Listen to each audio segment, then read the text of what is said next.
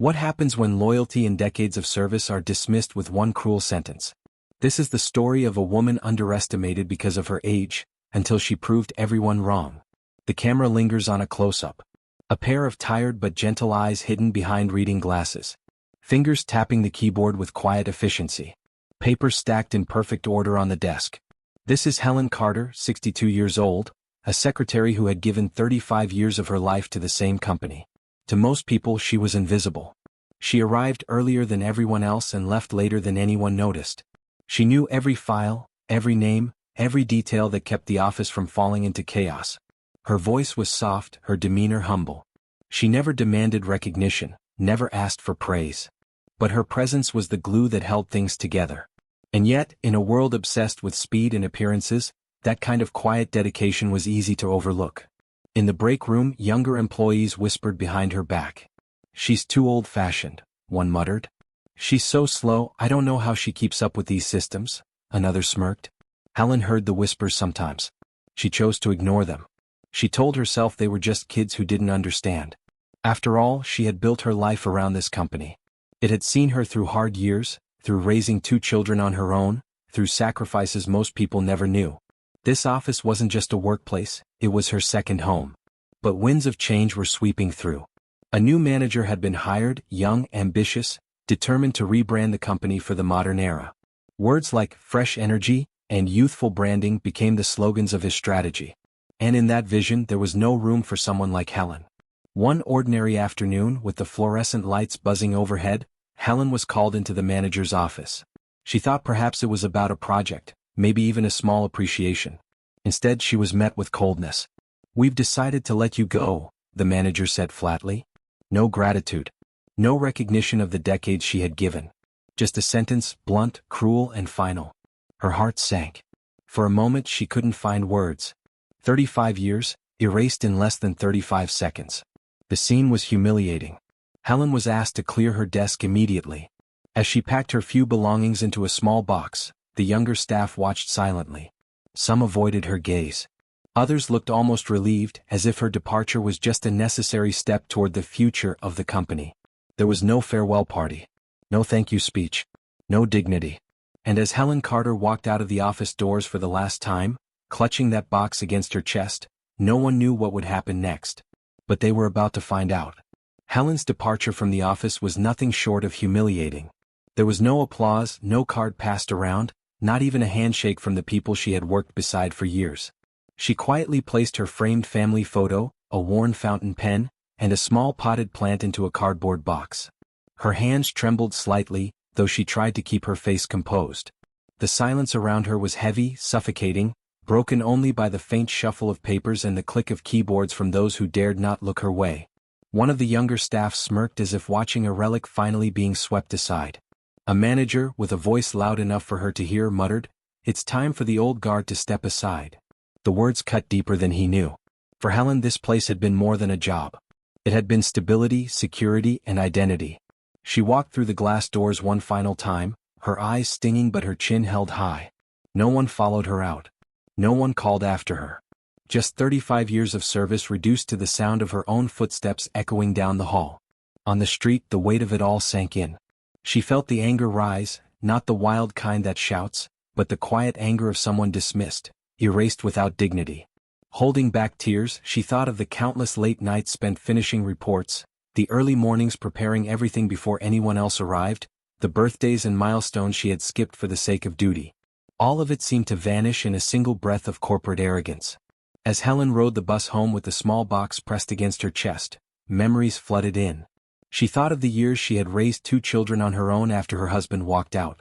She had worked tirelessly, sometimes taking side jobs at night to pay the bills, while still showing up at the office at dawn with a smile.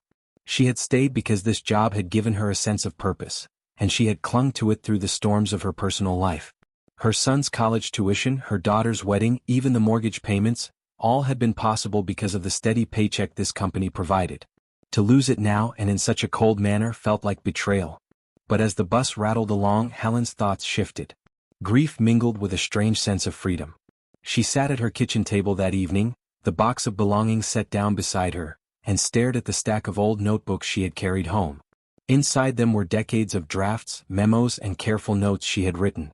She remembered how often she had corrected mistakes in legal contracts, polished presentations for executives, and reorganized chaotic schedules to save entire projects. She had done far more than type letters or answer phones.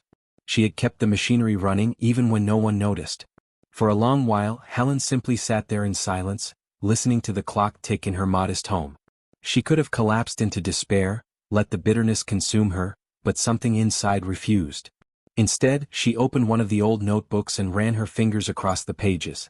The words, the calculations, the outlines, all of it reminded her of a skill she hadn't given herself credit for. Organization, analysis, problem-solving, skills that had always been hidden under the title of secretary.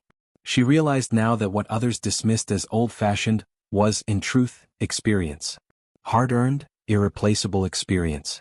That night, as the world outside fell asleep, Helen sat at her desk and began to write again. Not for her old company, not for the managers who had discarded her, but for herself. She organized, she planned, she sketched out ideas. A quiet determination lit in her heart.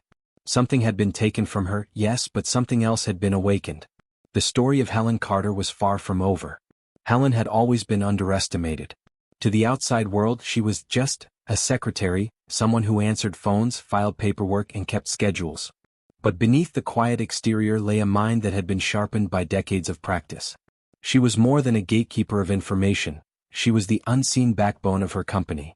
Time and again she had caught errors in contracts that lawyers missed, errors that could have cost millions. She had restructured chaotic budgets when finance teams stumbled, reworded sloppy documents, and even drafted polished letters for executives who later stood on stage and took the credit. For 35 years, she had carried that knowledge in silence. The turning point came unexpectedly. A week after losing her job, Helen received a call from her daughter's old college friend, Michael, a young entrepreneur running a small but struggling business. He remembered how Helen had helped him years ago when he interned at her company, always willing to offer advice with patience and precision. Desperate, he asked, "Helen, could you maybe take a look at our operations? We're drowning in disorganization." At first she hesitated. What did she know about startups, about modern tech, about the pace of this new world? But something inside her whispered, "Try."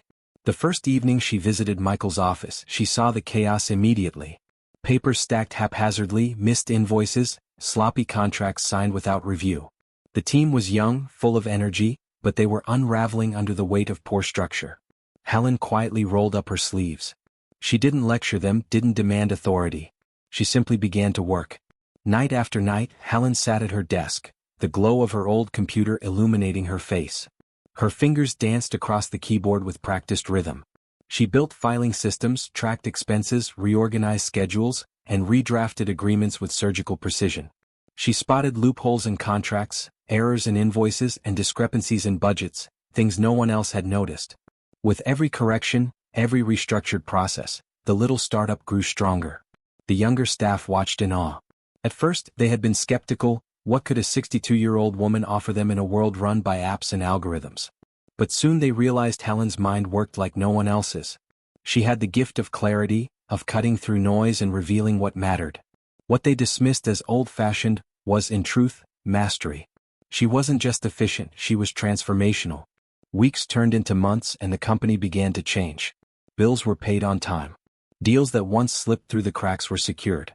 Investors who had once dismissed the startup as amateur now began to show interest. All the while, Helen remained in the background, content to let others shine. She didn't care about the spotlight, she cared about the work. And yet, her presence became undeniable. Michael would often say to the team, "Without Helen, we wouldn't still be here." They all nodded, knowing it was true. Her quiet strength had become their foundation. As the startup grew, whispers began to spread outside the small office. A competitor wondered how such a struggling company had suddenly become so organized, so reliable. Clients began asking who was behind the professionalism in the contracts and proposals. Eventually, word reached the ears of someone much bigger, a well-known investor scouting for new opportunities. When the investor reviewed the company's documents, he was stunned. "These contracts," he said, flipping through the papers, "are flawless. This workflow streamlined. Who's running your operations?" Michael smiled and answered, "You'll meet her soon." And so came the moment no one could have predicted. The investor scheduled a meeting, eager to shake hands with the mind behind the transformation. When Helen walked into the room, dressed simply but with quiet dignity, the investor blinked in surprise. He had expected some sharp-tongued consultant, maybe a rising hotshot in their 30s. Instead, he saw a soft-spoken woman in her 60s, her glasses perched neatly on her nose, her hands steady as she laid out the documents. "You?" he asked, astonished. Helen only smiled. "Yes, sir. Just me." There was no arrogance in her tone, no bitterness. Just calm assurance. In that instant, the investor realized what the others had overlooked. Brilliance isn't always loud, and genius doesn't come wrapped in youth or swagger. Sometimes, it looks like a secretary who refused to let her wisdom die unseen. The meeting ended with a handshake and a promise of something larger. For Helen, it wasn't just an opportunity, it was vindication. After being cast aside as irrelevant, she was now standing at the threshold of something new. And yet, she remained the same Helen, steady, humble, quietly powerful. But the true shock was still to come. The investor wasn't just impressed. He was preparing to bring Helen into circles far bigger than she had ever imagined. Soon, her quiet influence would collide with the very company that had once discarded her. The story was about to turn full circle. Helen never expected life to bring her back to the same glass doors she once left in shame. Yet here she was, months later, stepping out of the elevator in a crisp navy suit, shoulders squared, walking with calm assurance. She wasn't here as an employee this time. She wasn't here to fetch coffee, to schedule meetings, or to quietly sit in a corner. She was here as a consultant and partner, representing the startup she had helped transform from chaos into a rising force. And fate had written an ironic twist. The deal they were about to close was with her old company, the very one that had discarded her like worn-out stationery. Inside the boardroom, the atmosphere buzzed with anticipation. The executives of Helen's old company were nervous. They needed this partnership desperately. Competition was fierce, their internal operations were unraveling, and their public image had begun to slip. They didn't know that the person walking through those polished doors would be the very woman they had fired without dignity. The investor had insisted Helen lead the presentation. "She's the reason this company has a future," he said firmly. "If you want the deal, you'll hear her." The door opened and Helen entered. For a moment, silence fell over the room. The younger employees sitting near the back widened their eyes, whispering to each other in disbelief. The older executives stiffened. And at the head of the table sat her former boss, the same man who had once told her she was no longer useful. His face drained of color. "Helen Carter?" he stammered, barely able to form the words. Helen gave a small nod, her expression composed. "Good morning, gentlemen. I'll be leading today's session." The irony was thick in the air, but Helen carried no malice. She wasn't here to throw insults or prove a petty point. She simply unfolded her documents, connected her laptop, and began to speak with clarity and authority. Her voice was steady, her tone professional.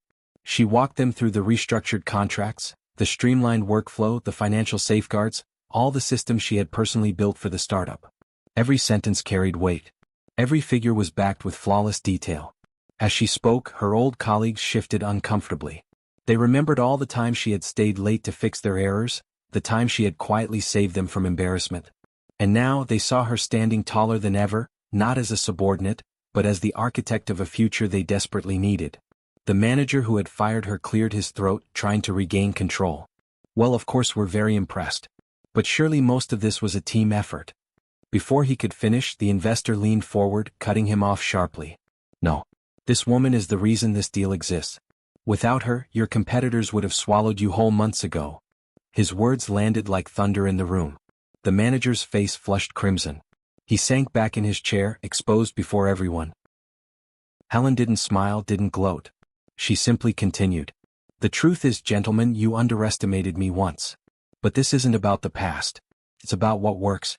And what works is discipline, clarity, and consistency. That's what I bring." The silence in the room was deafening. Younger employees whispered again, their faces a mix of awe and shame. They remembered their smug comments, their laughter when she left with her box of belongings. Now, watching her command the room with quiet strength, they felt the sting of regret. The old boss rubbed his temple, finally speaking with a strained voice. "We may have misjudged you." Helen glanced at him, her eyes calm. "Yes," she said softly, "you did." She left it at that. No anger, no triumph, just the truth. By the time the meeting concluded, the power dynamic had shifted completely. Helen, once invisible, now stood as the pivotal figure holding the deal together. The company executives realized their arrogance, their obsession with youth and speed, had cost them dearly. They had thrown away their most valuable asset, and now they had to buy back her brilliance at a price far higher than her old salary. When the contracts were signed, Helen rose from her seat, gathered her papers and thanked the room politely. She didn't linger. She didn't need to. The message had been delivered, not by shouting or revenge, but by undeniable competence and dignity. As she walked out of the boardroom, heads turned to watch her go. For the first time in her life, Helen Carter wasn't invisible. She was unforgettable. And as the elevator doors closed behind her, the very people who once dismissed her sat in silence, realizing the bitter truth. They had fired their most loyal and capable worker, not because she failed them but because they failed to see her. The shock was complete. Helen sat at the long mahogany table, the freshly printed contract in front of her. The investor's pen slid across the page first, then Michael's, and finally it was placed in her hand. For a moment Helen paused. She looked down at the fine print, at the company logo she had once served for 3.5 decades. The same company that had discarded her without a thank you now sat across from her, waiting for her to complete the deal that would secure their survival. She signed, not with a trembling hand, not with bitterness, but with calm certainty. When the pen left the page, the room erupted in polite applause. To Helen, it wasn't victory in the usual sense. She didn't crave their recognition or their belated respect. What she felt instead was a soft release, as though the weight of invisibility had finally lifted. For the first time in years she wasn't being looked through, she was being seen. Her old colleagues hesitated after the meeting ended. A few younger staffers approached timidly, their voices low. "Miss Carter, we're sorry. We didn't realize," she offered them a kind but firm smile. "Never underestimate quiet dedication," she said simply, the words carrying more weight than a lecture ever could. The manager who had fired her couldn't even bring himself to meet her eyes. He stood in the corner, defeated, perhaps realizing too late the cost of arrogance. Helen didn't stay for the awkward goodbyes. She gathered her papers and stepped out of the building, the same glass doors she had once exited with a cardboard box in her hands. But this time she left with her head held high, not as a discarded secretary, but as a respected consultant, a partner, a leader. On the street outside the air felt lighter. She walked slowly, savoring the moment, watching the city bustle around her. A quiet smile curved her lips, not pride, not revenge, but peace. She had proven her worth not by shouting, not by demanding recognition, but by letting her work speak louder than prejudice. Days turned into weeks, and Helen continued her work with the startup. Under her steady guidance, the company flourished, growing in influence and stability. Young staff sought her advice constantly, not just about documents or budgets, but about how to handle challenges with grace. She became a mentor, teaching them not only the mechanics of business but the deeper lesson that consistency, humility, and persistence outweigh flash and ego. In the months that followed, industry articles began to circulate. The startup that outsmarted giants. The secret weapon behind the success. Helen's name appeared in print for the first time in her career, not in the fine details of contracts or buried in acknowledgments, but as a figure whose wisdom had transformed a company's fate. When asked for interviews, she remained humble. "I'm not extraordinary," she would tell reporters. "I just paid attention. I cared about the work when others didn't. Anyone can do that if they choose to." Yet those who met her knew there was something extraordinary about her, something rare in a world that rewards noise over substance. For Helen, the greatest victory wasn't headlines or recognition. It was watching younger people learn to value what truly mattered. She saw them respect each other more, listen more carefully, appreciate the quiet workers in their midst. The ripple of her example stretched further than she realized. One evening, Helen sat at her kitchen table again, just as she had the night she lost her job. But instead of despair, the table now held new projects, new contracts, and a small vase of fresh flowers given by her team in gratitude. She touched the petals gently, remembering how it all began, with a cruel sentence that stripped her of her role. But she understood now, endings are often beginnings in disguise. Her children, now grown, often reminded her of the lesson she had unknowingly lived out. "Mom, you showed us that dignity wins in the end," her daughter said one night over dinner. Helen smiled softly. "It's not about winning," she replied. "It's about standing steady when the world tries to push you aside." And so Helen Carter carried on, not as a forgotten secretary, but as living proof that resilience is timeless. She never gloated, never indulged in revenge. She simply embodied the truth that wisdom cannot be erased, and dedication cannot be silenced. As the narrator's voice closes over the final images, the audience is reminded, they fired their 62-year-old secretary, but what happened next shocked everyone, because you cannot erase wisdom and you cannot silence resilience. The screen fades to black, leaving behind not just a story but a lesson. Age is not a weakness. True value isn't loud, it's consistent, humble, and dignified. And sometimes, the quietest person in the room carries the strongest power of all.